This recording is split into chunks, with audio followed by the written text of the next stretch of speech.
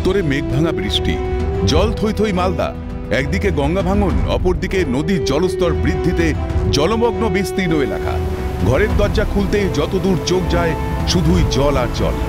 মালদার টাঙ্গন, পুনর্ভাবা, মহানন্দা নদীর জলস্তর বৃদ্ধিতে জলমগ্ন ইংরেজবাজার পুরসভার বেশ কিছু ওয়ার্ড। নৌকা নিয়ে অন্যত্র যেতে হচ্ছে বাসিন্দাদের। আতঙ্কে ঘুম উড়েছে বাসিন্দাদের। রাস্তায় আশ্রয় নিতে হবে বলে জানান বাসিন্দারা।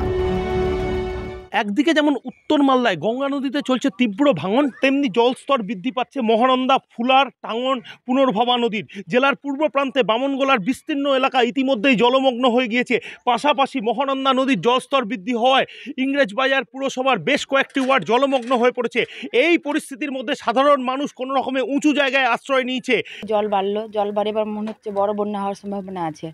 জল বাড়লে আমরা মাঠ আছে পাশে একটা রাস্তার ধারে বা মাঠে তিরপাল টাঙিয়ে ঘর করে থাকি। প্রতি বছরই এই সমস্যা আছে। প্রতি বছরই এই সমস্যা, জল বাড়ে, কখনো কমে যায়, কোনোবার ডুবি কোনোবার ডুবি। এবার জল বন্যাটা হয় রাত্রের ভিতর, তো কোনো দিন ঢুকে যায় জল, কোনোবার বেশ পুরাটা জল হয় এতটা।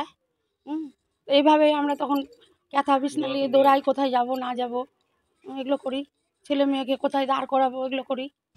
ফ্লাড সেন্টারের জন্য সরকার টাকা দিয়েছে, কাজ শেষ পর্যায়ে আছে। সেখানেই দুর্গতদের রাখা হবে বলে জানান ইংরেজবাজার পুরসভার চেয়ারম্যান।